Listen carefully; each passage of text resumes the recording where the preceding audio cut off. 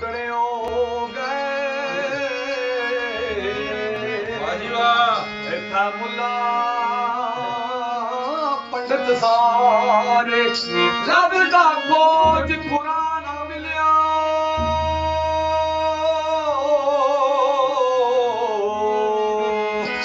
कर कर सजदा हारे रब तेरे अंदर रहिंदा विच कुरान सिपारे भुले शाह रब उन्हां नूं मिलदा जेड़ा यार तू तन मनवा जेड़ा यार तू तन मनवा